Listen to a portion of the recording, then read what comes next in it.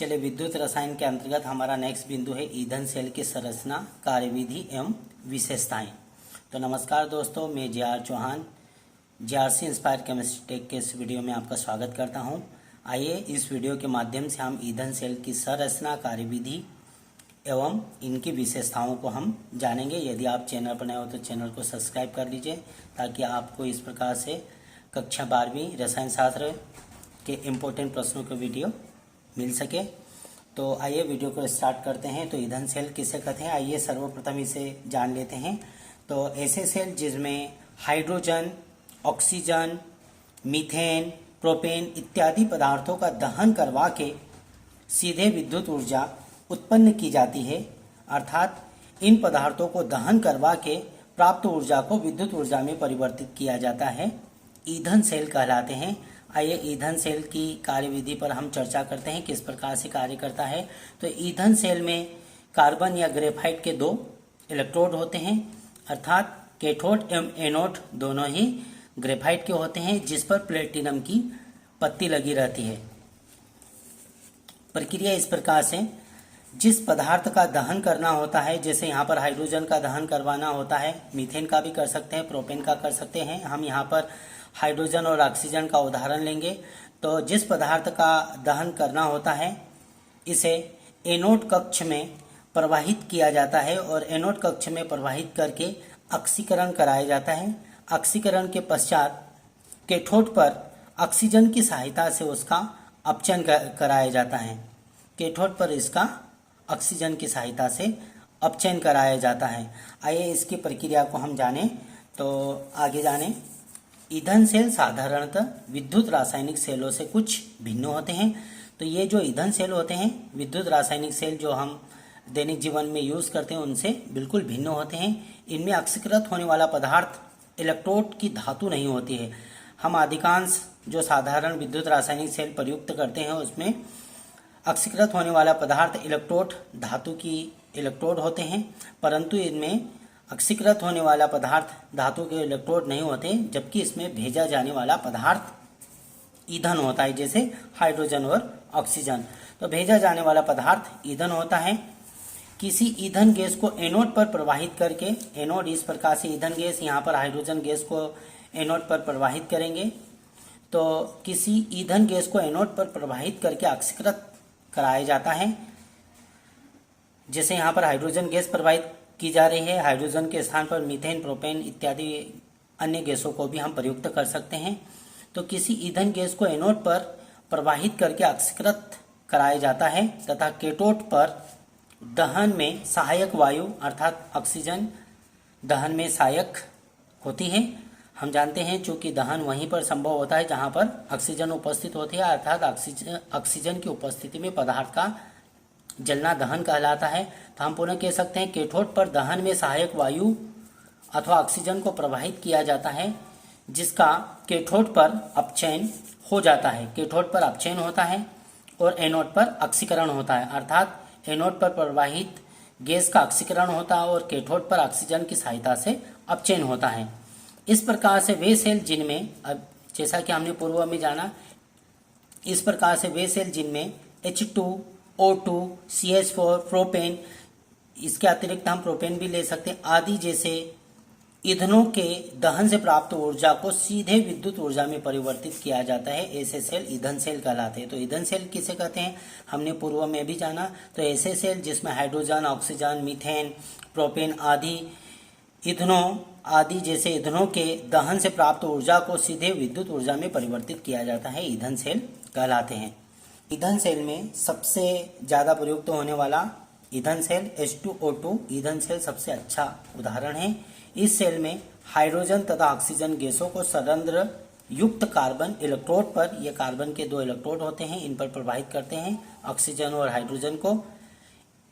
इस सेल में हाइड्रोजन तथा ऑक्सीजन गैसों को संरंध्र युक्त कार्बन इलेक्ट्रोडों से होकर सांद्र NaOH, इस प्रकार से NaOH या KOH विलयन में बुलबुलों के रूप में प्रवाहित करते हैं, अर्थात एनोड और कैथोड पर इन गैसों को प्रवाहित करते हैं।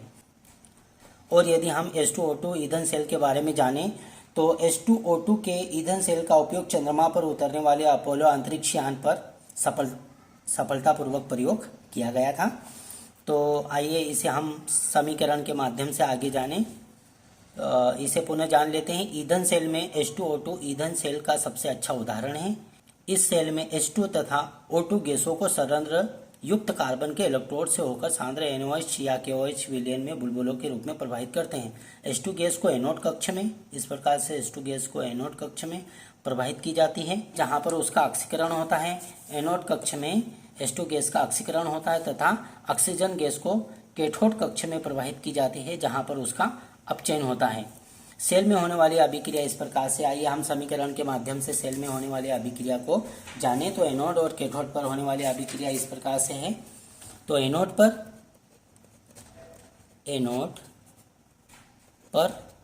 पर होने वाली अभिक्रिया इस प्रकार से, एनोड पर हाइड्रोजन गैस प्रवाहित करेंगे, H2 gas plus OH ion जो एक्वावेलेंट में रहेंगे, equivalent 2OH ion arrow 2H2O plus 2 electron निकलेंगे, अर्थात ऑक्सीकरण की क्रिया संपादित होगी इंटू 2। कैथोड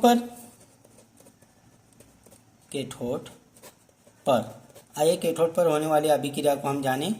तो O2 गैस जो प्रवाहित करेंगे, इस प्रकार से चित्र के माध्यम से समझ सकते हैं। O2 गैस प्लस 2H2O, चूंकि यहाँ पर जैसा चित्र के माध्यम से देख रहे हैं, यहाँ पर जल भरा हुआ है, 2H2O, और इस जल में NOH या KOH का जलीय विलयन बनाया गया है। O2 gas plus H2O plus 4 electron इस प्रकार से, यहाँ पर हमने 2 इलेक्ट्रॉन प्राप्त हुए, इस प्रकार से लिखा 2 इंटू 2, तो 4 इलेक्ट्रॉन बनने वाला उत्पाद इस प्रकार से होगा 4OH आयन, जो द्रव्य विलयन में आ जाएंगे, एक्वावेलेंट। संपूर्ण सेल अभिक्रिया को इस प्रकार से लिख सकते हैं, कुल सेल अभिक्रिया इस प्रकार से होगी 2H2 गैस अर्थात हाइड्रोजन गैस जो प्रवाहित करेंगे वो ऑक्सीजन की सहायता से जल बना लेगी 2H2O, अर्थात जहां पर भी दहन होगा, हम चूंकि जानते हैं दहन में जल बनता है, लिक्विड। इस प्रकार से कुल सेल अभिक्रिया होगी। आइए इसके बारे में हम आगे जानें। तो अतः गैसीय मिश्रणों को सतत रखने पर, यदि इन गैसीय मिश्रणों को सतत रखेंगे सेल में, तो गैसीय मिश्रणों को सतत रखने पर सेल लगातार कार्य करते रहता है, और इस तरह के सेलों को सामान्यतः 70 से 140 डिग्री सेल्सियस ताप पर उपयोग करने पर इनका विभव 0.9 वोल्ट प्राप्त होता है। आइए अब हम ईंधन सेलों की विशेषताओं पर चर्चा करते हैं। तो ईंधन सेल की क्या क्या विशेषताएं हैं। तो प्रदूषण रहित कार्यप्रणाली। ईंधन सेल की महत्वपूर्ण विशेषता ये है कि ये प्रदूषण नहीं फैलाते हैं। जान सकते हैं ईंधन सेलों में किसी भी प्रकार का हानिकारक उत्पाद नहीं बनता, अतः ये प्रदूषण उत्पन्न नहीं करते। उच्च दक्षता। ईंधन सेल जो होते हैं इनकी दक्षता उच्च होती है। किस प्रकार से? ईंधन सेलों की दक्षता लगभग 70 से 75% होती है, जो कि अन्य परंपरागत सेलों की तुलना में बहुत अधिक होती है, अर्थात ये उच्च दक्षता वाले सेल होते हैं। आगे जाने ऊर्जा के सतत स्रोत। ये जो ईंधन सेल होते हैं ये लगातार विद्युत ऊर्जा उत्पन्न करने वाले स्रोत होते हैं। इस प्रकार से इनकी महत्वपूर्ण विशेषताएं हैं। इस प्रकार से ये ईंधन सेलों की विशेषताएं हैं। ईंधन सेलों के बारे में हमने महत्वपूर्ण बिंदु जाना था कि ईंधन सेलों का उपयोग चंद्रमा पर उतरने वाले अपोलो अंतरिक्ष यान में सफलतापूर्वक प्रयोग किया गया था, अर्थात H2O2 का जो ईंधन सेल है इसका उपयोग चंद्रमा पर उतरने वाले अपोलो अंतरिक्ष यान में सफलतापूर्वक प्रयोग किया गया था। इस प्रकार से हमने ईंधन सेल क्या होता है, ईंधन सेल में होने वाली रासायनिक अभिक्रिया तथा इसकी विशेषता के बारे में जाना। Thank you.